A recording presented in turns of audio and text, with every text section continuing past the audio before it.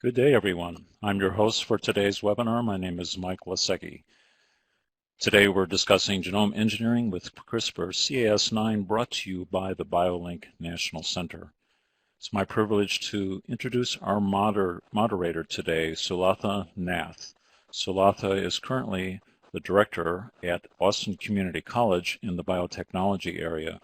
Sulatha, I know in the past you've had a lot of experience with biomedical devices and the medical device industry and a lot of R&D stuff.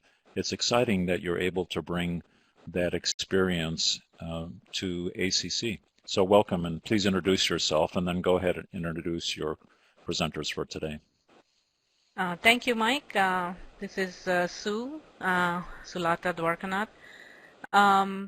Yes, it's a very exciting time in the medical device industry now. There's a lot of new things coming out in terms of, implantable and non-implantable devices and all kinds of things happening in the industry. So it's a good time to be in that industry as well. Moving forward, I would like to introduce our presenters, Sandra Porter from Digital World Biology and from BioLink, and Tom Tubon, who is from Madison Technical College. They have put together a great presentation for you regarding CRISPR-Cas9, which is like the cutting edge technology that is out there right now. And Sandy Porter has a lot of experience. She has her own company, which is Digital World Biology, and she will actually talk to you a little bit about what they do in their company as well. And Tom is very well known for his stem cell workshops, and he does a great job with these workshops. And if you haven't attended one, you should definitely make sure you go to one of them, and he'll give you a little more information on that. Having said this, let me hand over the presentation to Sandy. Would you like to take over? Thanks, Sulatha. So today, our presentation is broken down into two parts. The first part covers just what is the CRISPR-Cas9 system, and kind of help you see how it all fits together and get a better understanding for how it works the way it does. In the second part, Tom is going to talk about using this system for genome engineering and go through some of the many exciting applications and fun things that you could even do in your own classroom with this system, which is pretty neat. So before we continue, I'd like to get a little bit of a better idea about your background. So if you could click the button that tells us what category you fall into. Great. It's exciting to see some of my former and current students here. I'm sure some of you are in Tom's classes as well. Well, neat. So it looks like we've got a lot of instructors, some administrators, a lot of students. That's wonderful. Cool. Okay. We'd also like to know a little bit about what you already know about this system. So if you could do one more poll for me. And click the button it fits. Okay. Yeah, that category, I think I know what it means, but I'm not sure. I was in that category for a long time myself. And I hope what we cover today is going to help clear a lot of that up, because this is a system where there's no shortage of confusing and strange abbreviations that don't seem to mean anything. So hopefully we'll be able to make sense of some of this. All right, so let's continue on. So let's start with a little bit of history. An important part of our story really begins about the time when people became able to sequence the DNA of bacterial genomes and assemble these sequences. And when they did that, they also wanted to figure out, what do all these sequences do? Okay, where are the genes? What do they code for? What's the job of each gene? What kind of proteins does it make? And in so doing, they found these really curious parts of the genome. They found that there were these parts where they had a lot of repetitive sequences. You see here I drew repeat, repeat, repeat. And these sequences are also a very interesting kind of sequence called a palindrome. Now, palindrome stands for, is a type of phrase or string of letters that can read the same in either direction, like madam, I'm Adam. And a palindrome can also form a loop in RNA or DNA because it can loop back and form base pairs. So they had these clustered, regularly interspersed palindromic repeats, and that's where the word CRISPR comes from, which is much easier to say. They also found that there were sequences that seemed to code for genes that were always found near these CRISPR sequences. And so they called them CRISPR-associated sequences for Cas. And these code for proteins. Eventually, because people are always doing blast searches and always trying to figure out what these things are, they also looked at these other little sequences between the repeats. They called them spacers, and figured out that some of these were homologous to phage sequences. So these seem to be, it's almost as if bacteria were capturing little snapshots of viruses and storing pieces of the viruses in their genomes. Well, many of you might already be familiar with restriction enzymes and what restriction enzymes do, that they're a type of bacterial immune system that cut unmethylated DNA and provide general protection against different kinds of viruses. And I put some different viruses down below, like Q beta and M13 phage and a hyperthermophile. Well, Cas, it turns out, is also a type of bacterial immune system. Like a restriction enzyme, the CRISPR-Cas system will cut DNA. Like a restriction enzyme, it binds to specific DNA sequences, and we'll talk about how that works a little bit later. Unlike restriction enzymes that kind of provide general protection against any sort of invading nucleic acid or virus, CRISPR-Cas is really unique. It provides adaptive immunity, which means that it can protect bacteria against a new virus that it's never seen before. And that's really, really fantastic. So we have this system where we've got a nuclease that makes double-stranded cuts. The system is controlled by a guide RNA, which we'll talk about what that is in a little bit. And we've got cell enzymes that repair the break. Now, to show you how this all works, we're going to use a few different parts. We're going to use an app that we can use to show us some things about molecular modeling called Molecule World. It works on the iPad. We're going to use a structure. The ID is 5F9R, which contains all the parts of the CRISPR system. And if you're interested, there is a tutorial, and we have some additional materials at digitalworldbiology.com that you can look at. Those are freely available, and you can look at those afterwards. Okay, so continuing on.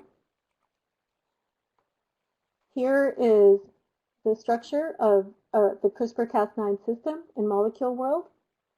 I've downloaded it, and you can see it here in the middle of the screen. The blue tubes or areas are representing the carbon backbone of the protein, and we've got DNA in here and RNA in here as well. Now, to see what's going on, I'm going to open up the sequence viewer. So I click Show Sequence, and what I see here are some rows, and each row has some letters, confusing letters, and I can use the letters to tell me a little bit about what I'm looking at. In the top row, I'm looking at one chain, one macromolecule. It's made of all these subunits, G, C, A, U, U, U, and I can tell that this is RNA because RNA contains this special base called uracil. So that chain represents RNA. The next chain has these really different letters. It's got K, K, Y, SIG. These are different than the other chains, okay, the other rows of letters. That tells me that this is a protein because these letters, each letter represents a different amino acid. The next two chains, C and D, have letters like CT, AA, T, G, C, C. These are all letters that represent bases in DNA. So that tells me that these two molecules, C and D, are both DNA. And down below, you can't really see, there are some smaller chemicals that are in the structure, which are sulfuric acids, which we don't really need to worry about right now. So to control the way this looks and to focus on different parts of it, I touch one of the sequences. I'm going to touch the protein for now. And you can see that it becomes highlighted in the sequence and in the structure. And now what I'm going to do is I really want to focus on just the protein and see that better. So I'm going to touch the Show Hide button. And I'm going to, first of all, show all the atoms in the residue so I can see everything that's in the protein. The default view for this is just to show the backbone. It's a little bit simpler. So I'm going to show all the side chains. And now, to make this easier to see, I'm going to change the way that I draw it. I'm going to use a spacefill drawing style, and that's going to make each atom be represented by a ball. Okay, so I do that. And I also like to see it with kind of a neutral color right now because I want to be able to distinguish protein and DNA a little bit better. So I'm going to change the color to neutral. Okay, so now in the background there, I see all these gray spheres representing the atoms in the protein, and I'd like to see my DNA again. So I'm going to touch the selection button and clear the selection, and now I can see the nucleic acids, and I'm going to hide the sequence so I can see this a little bit better. So if I were on my iPad at this point, I could turn it around, I could zoom in, zoom out, but what I'm looking at is in the middle there, you can see the nucleic acid that's sort of embedded within this enzyme, the Cas9 enzyme. And I can see different pieces of it sticking out. Okay, so at this point, we've just looked at the protein, all right? But there are a couple other parts of the system we're going to explore in a moment. Are there any questions so far? Great, okay, continue. Okay, now we're going to look at another part of the CRISPR-Cas system. We can see the protein, we can see nucleic acid. Now I'm going to focus on the RNA. So to look at the RNA by itself and get a better view of what the RNA is doing, I touch the chain name, and that highlights it. And I'm going to open up the button that controls the drawing and coloring styles and select residue. What that does is it gives every base in the RNA its own unique color. Kind of helps to see it. And I'm going to hide everything else. So I'm just going to look at the RNA now. And when I do that, I see a really distinctive feature of the CRISPR RNA. So you can see on one end that the RNA is kind of stretched out, and you can see at the other end that it's sort of in this loop form. There we go. It's kind of looped around. And it's looping because, remember, I said it had a palindrome, and that palindrome allows it to form complementary base pairs and form this loop structure. And I can also see here on these ends it's single-stranded. Okay, so there we have our CRISPR guide RNA. Okay. Questions now? All right. So you've seen the protein, you've seen the DNA. Now we're going to move, or you've seen the protein, you've seen the RNA. Now we're going to move on and see the DNA. And I selected it by touching the names of the chains. The DNA appears. I'm going to make the DNA colored by residue as well so that I can see the bases in the DNA. And the DNA bases now are a little bit dimmer than the RNA bases. And we did that because RNA is more chemically active. Okay, I'm going to also touch the RNA chain to make it dim because I really want to be able to see the RNA and DNA and tell them apart because it really helps to be able to understand what's going on here. So I can, and I'm going to answer questions a little bit later. Okay, so the RNA is dim now, the DNA is bright, and I can see that it looks like there's kind of an interaction between the DNA and RNA, but we're going to come back to that a little bit later. First, though, what I want to do is I'm going to hide the RNA so I can just look at the DNA. Okay, so I touched the Show Hide button, I touched Hide Unselected, and now I just see the DNA. The DNA that we're looking at is the DNA that the Cas9 nuclease is going to cut. I can see that part of this DNA is in a double-stranded form, forming base pairs, and part of it has been unwound and is in a single-stranded form.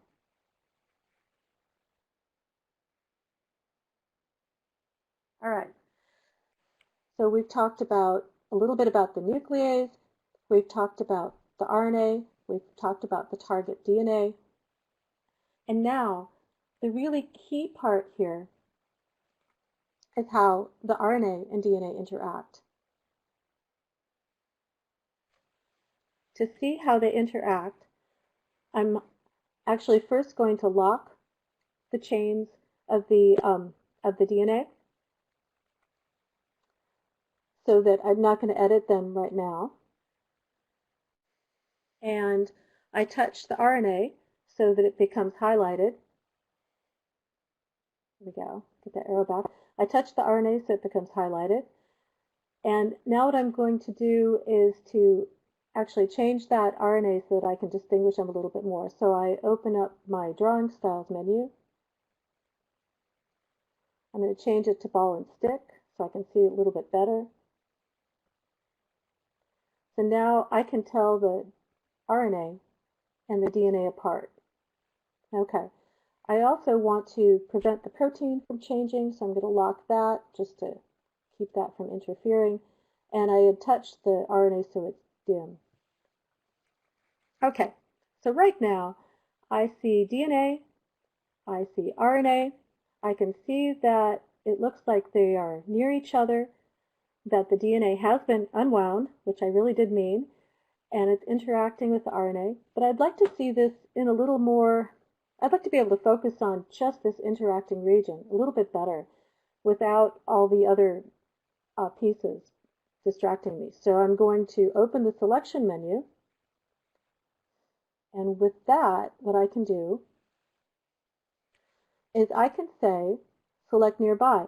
What that allows me to do is it will pick any bases that are near the DNA, okay, and select those so that I can just see those.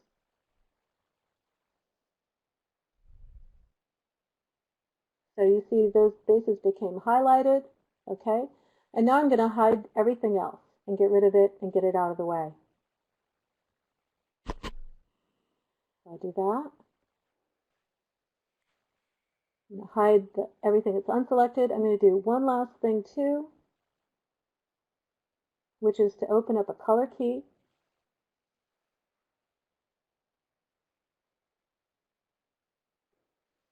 And voila. So at this point, this is really kind of the key part of our system. We have the DNA. It's been unwound by the interaction with the guide RNA. We have the RNA here.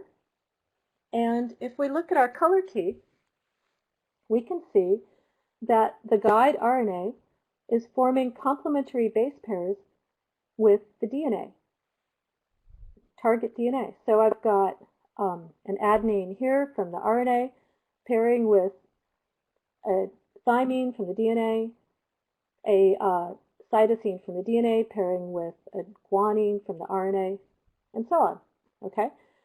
So the idea is that the sequence of the RNA is going to determine the sequence of the DNA that gets cut. Now, we also see there are 3 bases here off to the side that are part of the RNA. This is a GUU. Actually, this base didn't get highlighted, but I had touched it to make it appear. This is a sequence we call PAM. It's adjacent to the spot that gets cut, And here, right here, is where the target DNA gets cut. Okay? So imagine if you, this is really the revelation that the researchers saw that made them think, hey, we could use this, because they thought that maybe, since you can control the sequence that gets cut, that maybe this, if we were to change this RNA sequence, that maybe they could change the sequence of the DNA that would get cut. So if they wanted to cut a different sequence, they could take those guide RNAs, change the sequence of the guide RNA, and it would guide them to a different target DNA. Really, really powerful thing.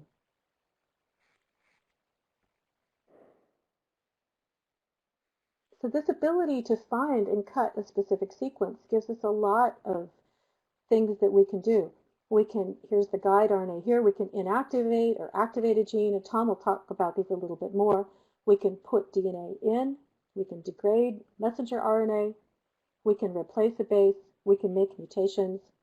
It's really powerful stuff, all because we can do something with using a guide RNA to target what we do to a specific DNA sequence. So to summarize a little bit of this, how does this all work? Well, a bacteria gets infected by a phage. It captures a little bit of that phage DNA, puts that phage DNA into its genome. There are these CRISPR genes along nearby. Those, the Cas9 sequences nearby, the CRISPR genes get transcribed, make this guide RNA. It interacts with Cas. In this case, there's multiple Cas proteins, but in strep pyogenes, there's just the Cas9 protein. They all form a complex with invading target DNA from a virus that gets cut. And there we go. Just some of our acronyms. I thought we'd put these into the slide, and abbreviations. CRISPR, we've talked about the clustered regularly interspersed short palindromic repeats. We've got the Cas protein, Cas9, the guide RNA that gets produced by transcribing the CRISPR sequence, the GUU, right next to the base that gets cut, and the target DNA.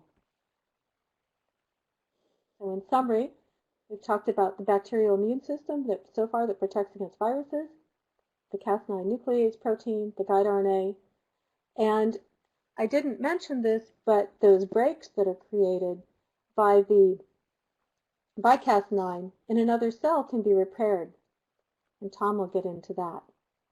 And we use the Molecule World iPad app to demonstrate some of this, and you can find the tutorial at digitalworldbiology.com. Okay, I can see I've got lots of questions now. Sulatha, did you want to tell me where to begin? Yeah, if you look at your chat window, there are two questions. Somebody wanted to know whether there are RNA-guided genome editing. What does that mean? Can you explain that a little bit more? Yeah. So, yeah. Let me just go back a little bit. All right, so we have this guide RNA, okay? And if you notice, the guide RNA binds to its complementary sequence in a bit of target DNA.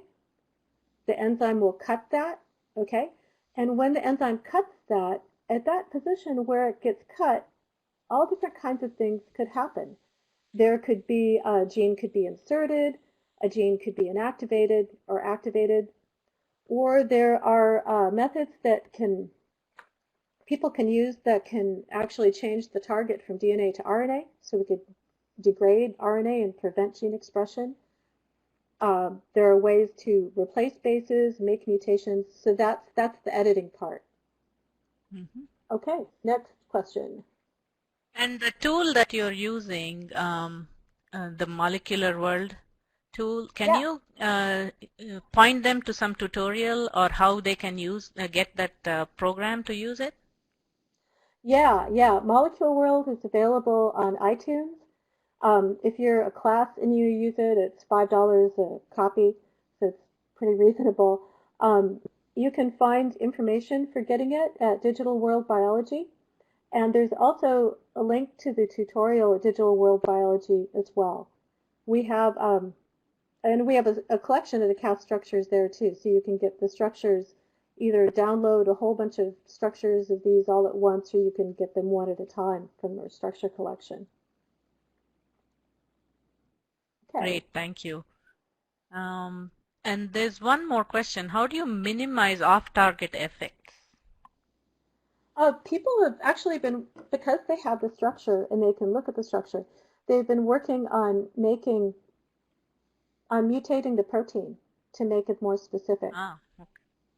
It's kind of neat. The little trick we use to see where the RNA and the DNA bind, you can also take that PAM motif, the GUU, and you can use that to select amino acids that are close by in the protein and mutate, change those amino acids, and then you can change the problems with cutting in the wrong places at the same time. And that's what the off-target effects meant. Okay, thank you. Okay. Right. Maybe we should move on to the next set of presentations. Greetings, everyone, and Sandy, thanks for framing the concept of CRISPR-Cas9 protein RNA DNA complex, and for providing all of us with a unique opportunity with the molecule world to visualize how these components assemble and they promote the precision targeting of DNA sequences in our genomes. So welcome, everyone, and it's a pleasure to be here.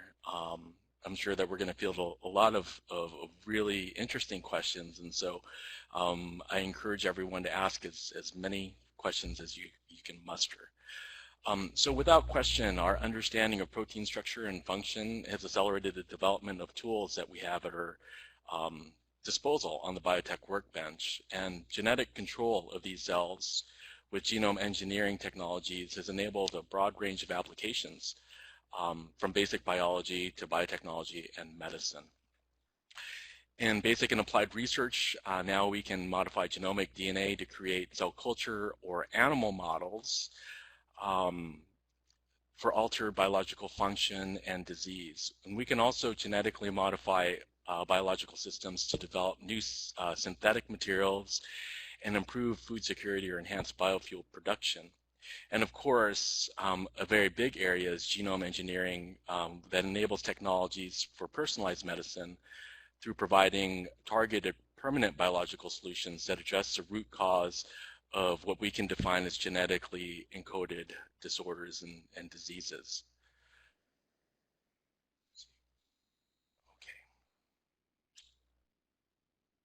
So in the last decade, there's been a really intense focus on developing tools for genomic engineering. And if you recall that in order to genetically alter this genome or a genome, you have to do two things.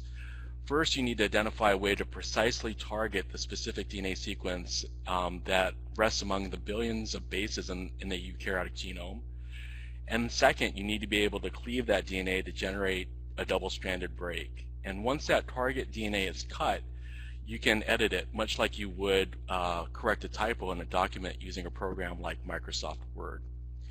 So we've used protein DNA interactions to specifically cleave target DNA sequences since the discovery of restriction enzymes in the 1970s, and this is what Sandy was referring to earlier. But in the last decade, the development of these earlier tools for genomic engineering has given rise to things like zinc finger nucleases, these meganucleases, and transcription transcription activator like effector nucleases or tails or talons.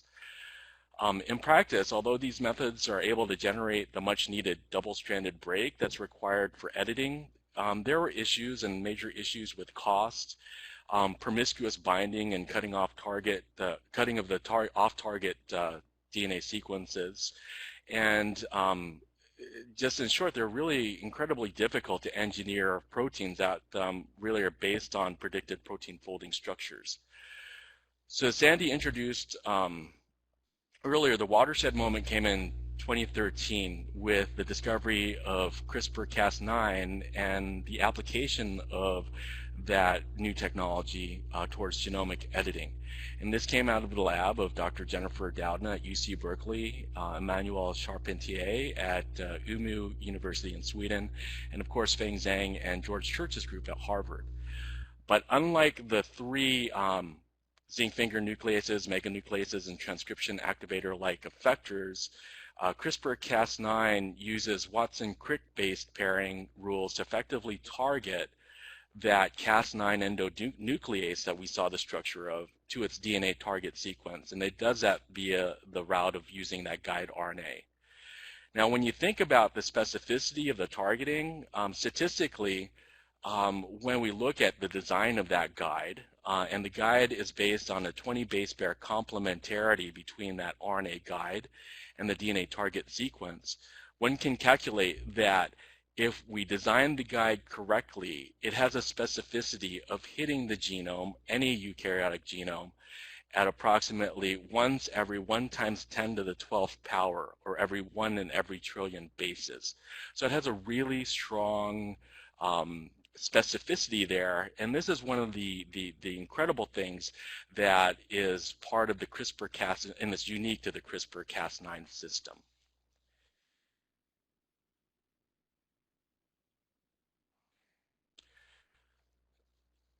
So a simple comparison of the genomic editing technologies that are currently available show that although they can all generate the double-stranded break, there are some clear advantages of the CRISPR-Cas9 system. Of course, there's lower cost, whereas the talons and the zinc fingers will cost somewhere between $1,000 and upwards per design of a single genetically engineered protein.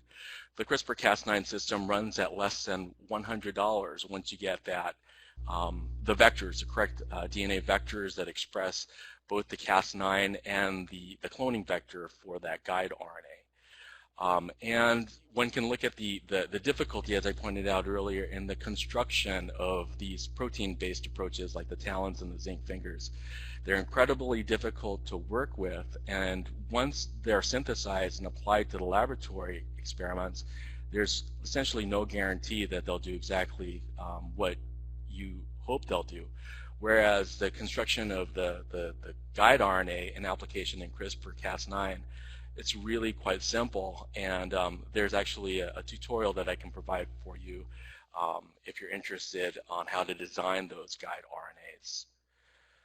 So as we move forward, in 2013, a number of applications were published for CRISPR and CRISPR-associated proteins coming out of Professor Doudna's lab and George Church's lab and Dr. Zhang's lab, and they really direct this idea of using what we know about the bacterial system for immune response and taking that and applying it to another useful method, which is genomic or genome engineering. So when we look at the number of publications that have been published with respect to CRISPR, we can clearly see that there's a massive scientific impact for the work and the applications for CRISPR technologies. The root mechanism of CRISPR-Cas9 was identified in 2011 in the lab of Jennifer Doudna, and applications for genomic engineering in 2013 were identified by a number of different groups. But since 2013, you can see that there's been a massive increase, a doubling of the number of scientific papers published, and to date there's currently 1,639 published in this year alone. So clearly the scientific community has embraced this technology, and it's pushing the envelope to develop some new applications that hold incredible promise across the board for the biosciences areas that span research, agriculture, medicine. It's just about every field that you can name here. The CRISPRs were first identified in 1987, so there's a good look back in history here. But in 1987, one first identified what Sandy was referring to as those insertions in the bacterial genome, those interspersed regions that really were sequences of invading viruses and foreign sequences that were inserted into the bacterial genome. The watershed moment, again, came in 2013 when all of the basic research that was out there to support this idea of what CRISPR is and how the bacterial immune system comes together was recalibrated and put into the context of actually creating a useful tool for genome editing. So that occurred in 2013. And we can clearly see where we are nowadays. So one of the most intense areas of study that involve CRISPR-Cas9 is in genomic-based therapies. So if we look back in time here, we can kind of identify that the first genome-based therapies were somewhere around 1972, with the first trials really occurring around 1990. And as of today, there are over 4,500 gene therapies in clinical phase trial, over 1,000 which emphasize genomic approaches, and just 5 of them which involve specific genomic editing tools. But arguably, the biggest jump in genome-based therapies has taken place just within the last 3 years when we talk about this idea of targeted genome modification. So many diseases that are currently being studied, such as multiple myeloma, hemophilia, leukemia, Parkinson's disease, a lot of these different model systems have been addressed using CRISPR-Cas9 in a variety of different animal model organisms. So let's take a look at some of the applications for genome editing with specific attention to what we know about medical therapeutics and applications for genome-based medicine. So this is a figure which comes from George Daly's group, and it really exemplifies this idea of the power of bringing 2 really key emerging technologies together. The first is the idea of using stem cells in regenerative medicine therapeutics and coupling this with the idea of genome editing. So if we start off with this hypothetical situation where there's a patient who presents with a disease such as Parkinson's disease, we can actually now take somatic cells or skin cells from this patient, and we can disassociate them and plate those cells out on a dish. But using tools in biotechnology, we can genetically reprogram these cells back to the unprogrammed state and create patient-specific, what's called an induced pluripotent stem cell. If we take the passage to the left here, we can differentiate these cells to create the cells of the affected type. In this case, for Parkinson's disease, we're talking about cells that express dopamine. And we can take these cells and we can take a pharmacologic approach and treat these cells with available drugs so that we can identify the drugs which work best on that patient without having to worry about a lot of the side effects that many of us are familiar with when we take drugs that aren't necessarily as effective for us. But the bigger promise in these therapeutics comes from this side of the graphic here, which we're talking about repairing these iPS cells. So if we take these patient-specific cells and we use a technique for genomic editing, primarily speaking of here the CRISPR-Cas9 technologies, and we can identify the mutation in this patient's system, and the genomic mutation, and say, for example, in this Parkinson's patient, it's a mutation in the presenilin gene, and it happens to be a single base pair mutation. Based on the genomic information and the tools that we have available, we can actually now go into those cells and then modify them using CRISPR-Cas9 so that we repair that single base mutation and then correct those cells to generate healthy cells of the affected type in Parkinson's.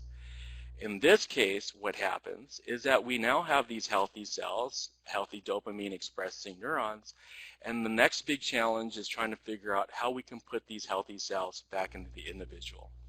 Now this is a really important concept with these 2 emerging technologies because this now introduces the prospect of actually repair and replace and treatment of a disease, and potentially a return to a previous state and a restoration of a lot of the characteristics and abilities that may have been lost during the progression of the disease.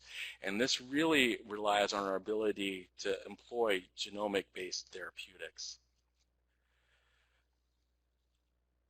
So another application, and just to demonstrate the proof in principle here, where we're talking about animal models for CRISPR-Cas9 modification, is a publication which exemplifies this idea of working with correcting a condition. And in this case, there's a mouse model for cataracts, and these cataracts are a result of a mutation, a dominant mutation in the CRISPR gene.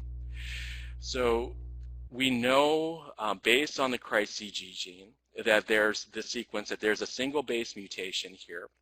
And that single base mutation is sufficient in the knockout of this mouse model to lead to the development of cataracts. And so we asked the question in the scientific community whether or not we can use this technology to repair and replace that. So these researchers went through the process of the design of the guide RNAs, and they did this in such a way that, again, generated those double-stranded breaks. So once you generate the double-stranded breaks in the presence of an appropriate donor DNA or a template that can be used in the repair mechanism process, the cells that the double-stranded breaks are generated in can actually use that to repair, replace, and use a process called homologous recombination to actually create an environment where the construct itself or the template is used to repair the lesion in the DNA.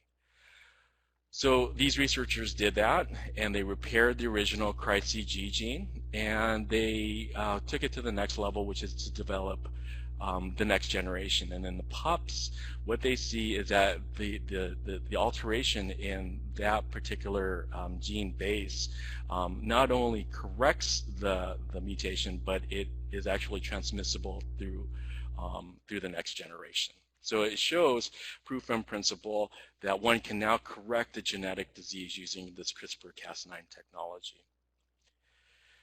So another application that's out there that really is really on the cutting edge of CRISPR-Cas9 is gene editing in human systems. And one of the ways that this has been done really falls back on the work which comes from colleagues overseas. And what they were able to do was use a CRISPR-Cas9 guide RNA system to generate double-stranded breaks in a what's called a tripronuclear zygote. And this particular model system, that zygote contains a mutation in the hemoglobin gene that gives rise to a blood-borne disease, a blood-based disease called beta thalassemia.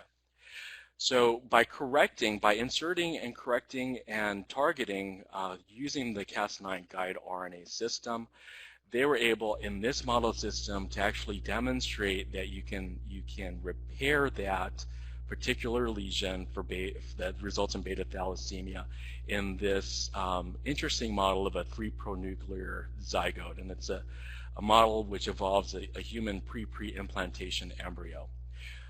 So they've confirmed the specificity of the targeting event through whole exome sequencing, and they did identify some interesting findings, which were a number of what we can envision as an off-site target, or maybe promiscuous cut sites where those guide RNAs will cut the DNA, but typically not the sites where you want. And so that's a really big issue that folks in the area of genome targeting are working with now to try to find some very, very good and strong solutions to minimize the number of those offsite targets, including what Sandy was referring to, which is making the proteins themselves much more efficient, but as well as another technique which we'll get to in just a couple of slides, which involves a technology of modifying the protein so that we can actually just generate single cuts or single nicking Cas9 enzymes.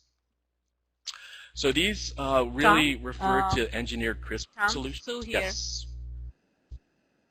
Can I interrupt? There are a lot of questions. Can we answer some questions and then move to the next topic? Absolutely. Okay. Because I think it's very relevant to what you just talked. So I think it'll be easy to go back and look at those slides maybe. So there is one that says, so if this CRISPR is becoming so popular, do you think the other, techniques will become obsolete? What's your opinion on that? So I think that there's a purpose to every technique that's out there, and I'm sure that as science evolves, these newer techniques, of course, we're pushing the envelope to make things that are more efficient for a targeted purpose. And if we're talking about gene editing in human systems and organisms, there is no better system that's out there than the CRISPR-Cas9 system. But the other systems like meganucleases and the talons still have some utility in the world of research and development as well. So I don't think that it actually makes the other technologies obsolete, but it is targeting a very specific purpose here. And if you talk about the speed of which these technologies evolve, very, very recently, another group, very, very talented group of researchers published a newer technique which is based on the CRISPR-Cas9 unique structure that's called NG-AUGO, and it's a DNA targeting type technology for editing genomes. So it's a quickly evolving system, and it really is targeting towards what you want to accomplish. That's great, thank you. So another question that we have is, can Cas9 bind to any DNA RNA hybrid, or is there any recognition sequence that is there which is unique? So the assembly of the Cas9 DNA RNA complex requires a very unique signature. And it is the bubbling out that is formed by one, which is a single-stranded, unzippered, so to speak, DNA strand, and then the DNA RNA hybrid strand. And then in addition to that, the very critical PAM domain, or the protospacer adjacent motif, which is a 3-base pair motif for the Cas9 recognition. Once that structure is assembled, then it is contingent on what's called a tracer, or the guide part of RNA, that doesn't necessarily hybridize with the DNA, but forms a loop stem loop structure, and it's involved in recruiting that Cas9. So again, it requires a very unique signature, and that signature for recruitment of Cas9 is supported by the formation of this structure at its target. Okay. And one last question. Do you think that we can remove sequences as long as 321 base pairs?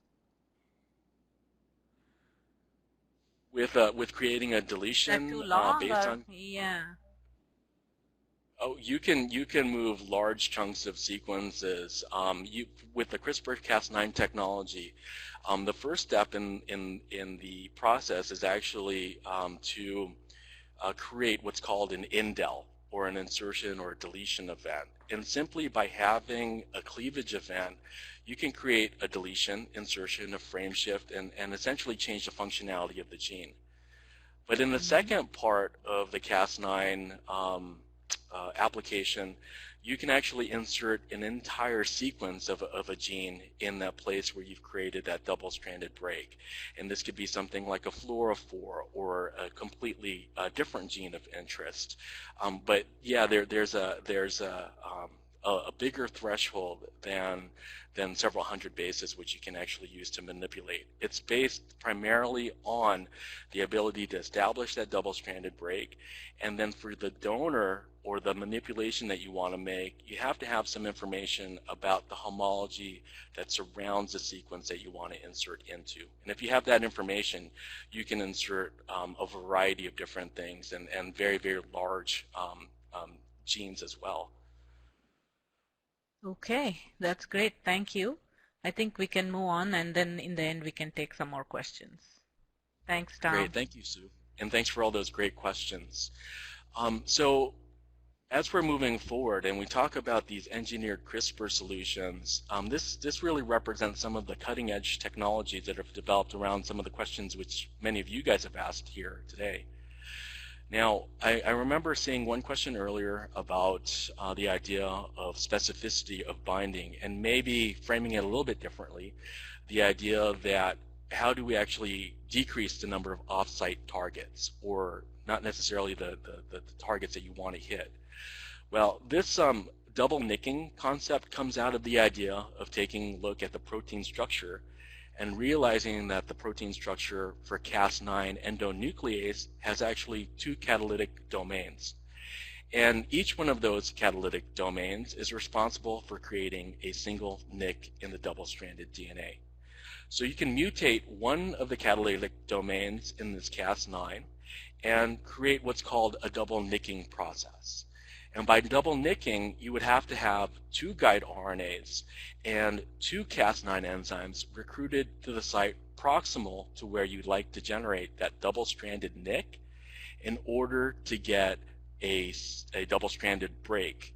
So if you conceptualize this, you can see that even if there was off-site targeting, and that targeted just a single Cas9 single nicking complex, you still wouldn't get the double-stranded break. You'd have to have 2 of these here.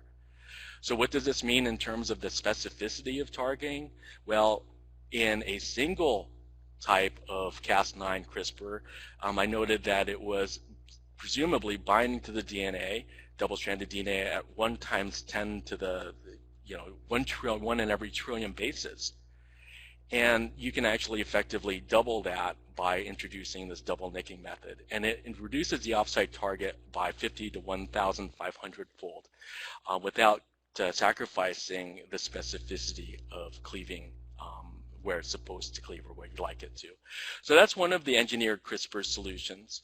And another one involves actually using the CRISPR technology to activate transcription.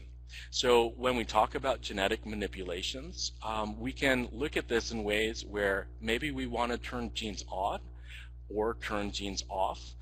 But in this case, we can activate transcription by recruiting that Cas9 and CRISPR complex to exactly where we want it to. In this case, maybe we want to recruit it to a promoter region where we can actually assist in the recruitment of some of the machinery required to activate a gene. Or in the case of a gene that is silenced epigenetically because of methylation, there's a possibility of linking in part of a protein to that Cas9 system that encodes an enzyme that will demethylase that particular promoter region, and by doing that you activate transcription. So the inverse actually holds true as well, and you can inactivate transcription as the kind of spin out of the RNAi type mechanism, but in this case we're using CRISPR-I and blocking the progress of creating a transcript simply by recruiting a catalytically inactive Cas9 complex that essentially puts up a wall between the start site of transcription and the ability to produce a transcript. And one of the other really amazing technologies that's out there is this idea of using that ability to create very simply and quickly these guide RNAs to assemble a guide RNA library to produce data that is related to a high throughput genetic screen.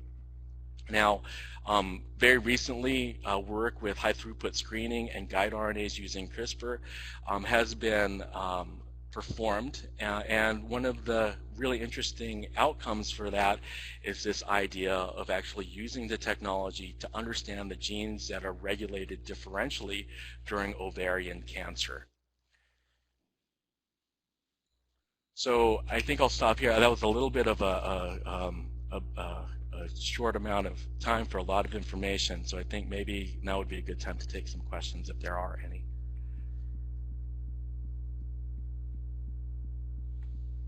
Sue?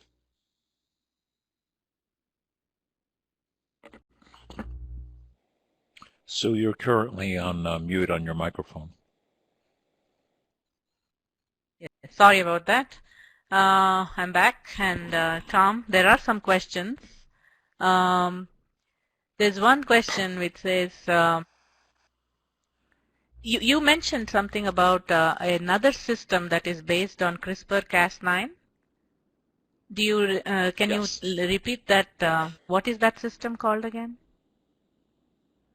So it's a system that's based on the Argonaut protein. And the Argonaut protein is an RNA binding protein, but it also has a different specificity for finding its targets. So that particular system is relatively new, and I think that the scientific community is still investigating and working through the logistics of how that system works.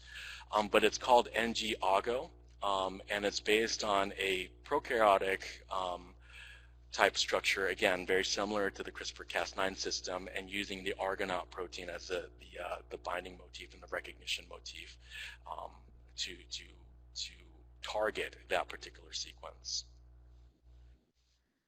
Okay, all right. So the next question is there more effective for gene knockdown than a morpholone oligomer?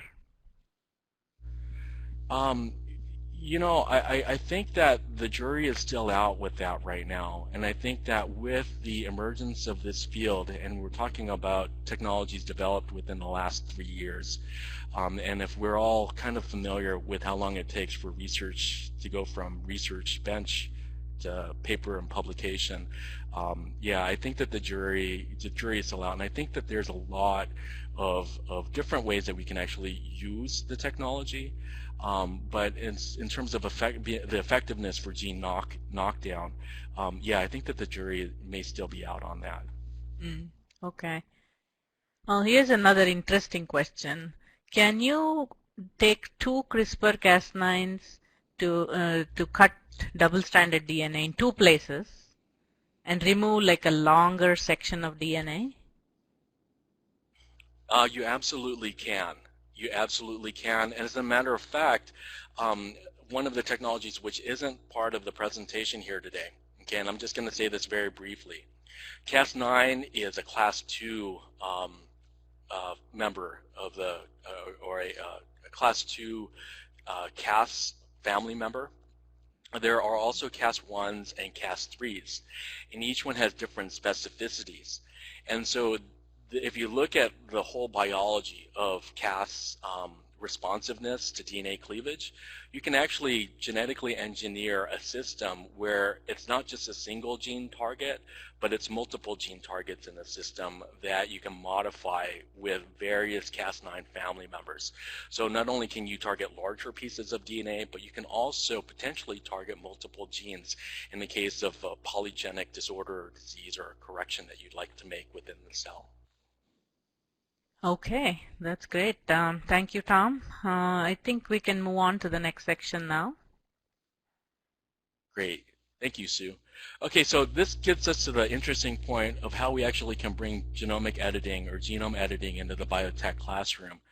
And again, keep in mind that the idea of bringing this stuff to the forefront is literally a process that's just emerged in the last few years.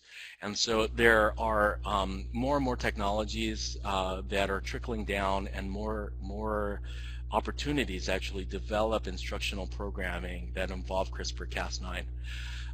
For the purposes of this webinar, I have outlined a couple of them here. One is this computer-based approach for the molecular modeling of the CRISPR-Cas9 structure, and this is using Molecule World, which Sandy Porter so elegantly displayed for us. And we can also actually go and use our computer-based approaches to go through the data mining and the bioinformatics and essentially in silico design of specific gene target guide RNAs. And for those types of tutorials, you'll notice that I believe at the end of this presentation, many of you will have access to the presentation as a whole. There are 2 additional slides that actually outline tutorials and information resources for designing those gene targeted guides. The second approach that I'm going to mention very briefly here are cell culture based approaches, and we're looking at different ways to actually knock down CRISPR using different systems like the prokaryotic system, E. coli. George Katsianis in the Bay Area has been one of the leaders in this area, working with red fluorescent protein in prokaryotes and bacterial conjugation in order to introduce the guide RNAs and effectively induce a knockout or knockdown. And I'll talk about that in just a second. There are molecular biology approaches depending on what type of resources you have available, and we're currently working here to develop CRISPR modification of both human stem cells with knockdown of fluorophores using models like human embryonic kidney cells or human iPS cells, and the detection of the insertion and deletion event by a very relatively simple assay called a T7 surveyor. In addition, we're also working on developing molecular biology approaches that take advantage of non-human type cells in culture like Chinese hamster ovary cells, and I'll show you what some of those early and preliminary results look like. But these are the type of techniques and type of materials that we're trying to put together in preparation for making these types of educational modules available to our education partners, both in secondary level education and post-secondary institutions as well. So I'll talk a little bit towards the end about one of the NSF workshops that we're going to be offering in the future. Now, the last way to actually introduce CRISPR activities in the classroom is to really introduce a lot of the issues related to policy, patents, commercialization, and bioethics for CRISPR. And one of the bigger issues that's arising right now is actually who owns CRISPR technology, because that's actually kind of in the domain of the courts right now. But one can imagine, too, the creation of food stocks like genetically modified CRISPR-edited mushrooms.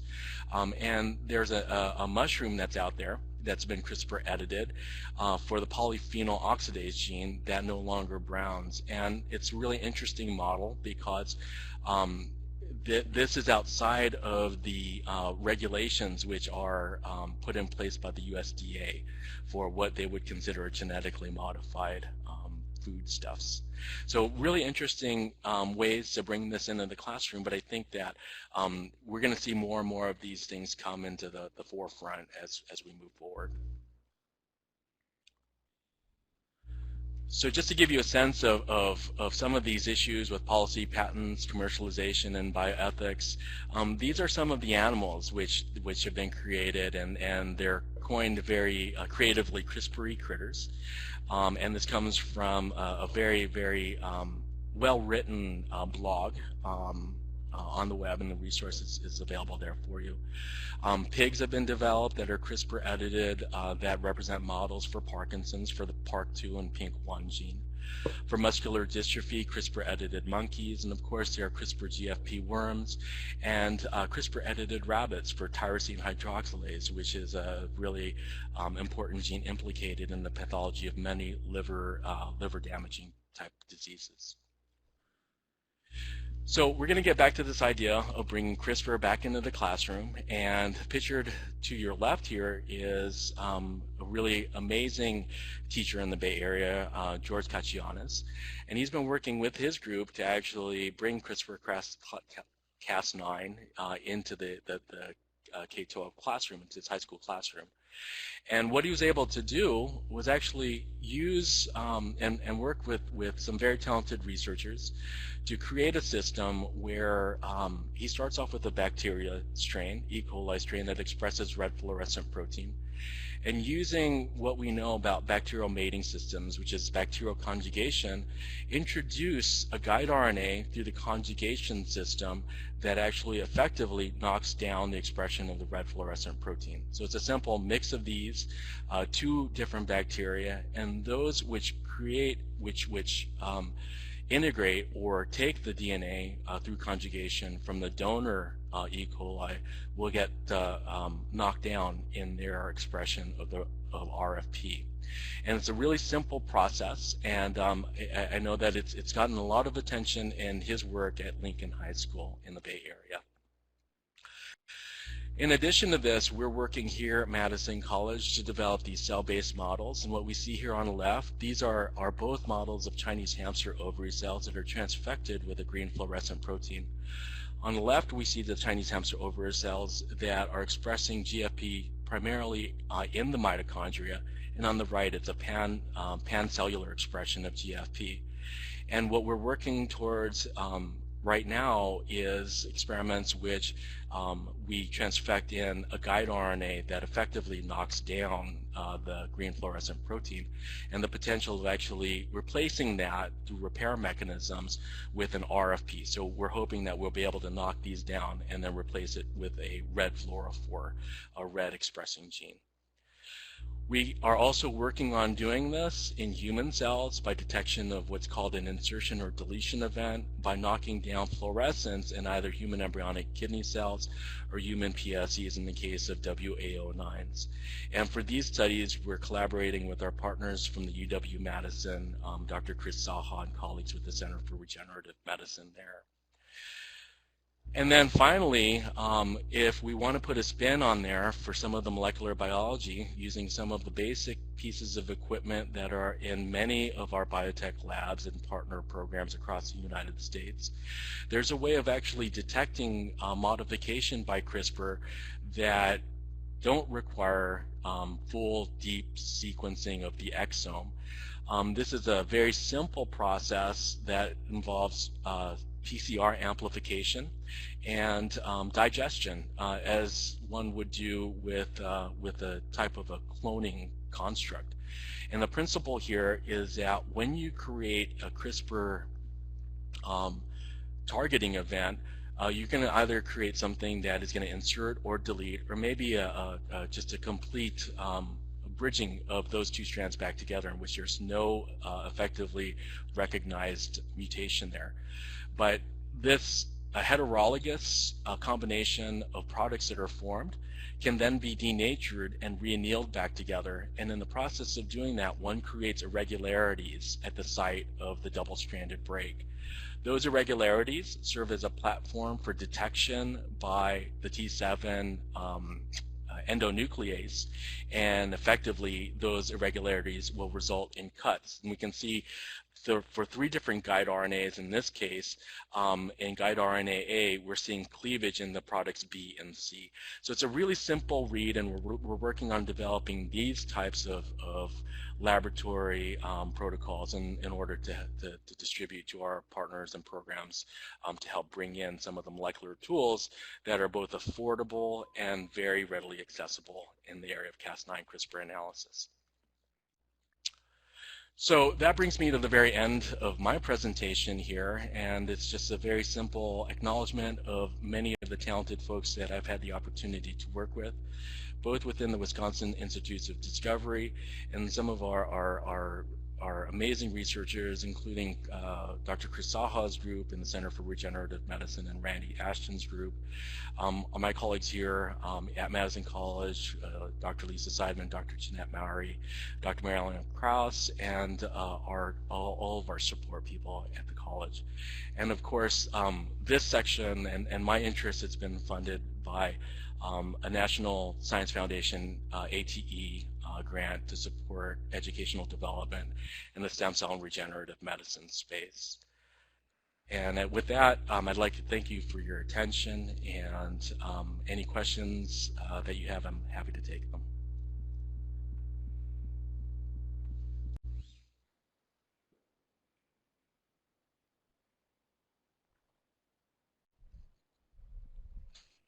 Any questions, anybody?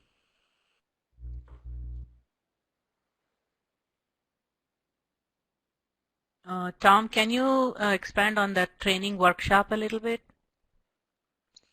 Thanks for asking, Sue. So the training workshop that we're going to have, that's supported by our ATE, NSF ATE award, our project award, is going to be held here at Madison Area Technical College. It's a collaboration effort with us and our folks at the City College of San Francisco. We're looking to offer a 5-day workshop here in Madison from June 26th to June 30th. And we'll be covering a lot of the hands-on technologies that include CRISPR-Cas9, some of our basics and advanced manipulations for stem cells, both in mouse and in human systems. But it's an extension of these workshops that we're proud to be able to offer with our generous support from the National Science Foundation. If you're interested in finding out more about these workshops, please contact me at the email listed in this PowerPoint. I'd be happy to share with you that information. Okay, thanks, Tom. We're going to have some more webinars. It's a series of webinars, and this has been possible because of the national grant that we have from NSF. It's an ATE grant, and we've been doing a series of webinars. There's going to be another webinar on October 21st. It's called BioLink Goes to the Movies. It's a very, very catchy presentation. You should all look into it. It's a great tool for teaching GMP, GLP practices in companies. So you can have that as a classroom thing. So this is going to be on October 21st. So we'll send you more information on that to register and other things. Now, before you all leave, I would love to have you finish this survey. And these surveys are very important for us because based on this, our funding is given more and different ways, and so we would like to give feedback to NSF based on your survey. So please fill out the survey.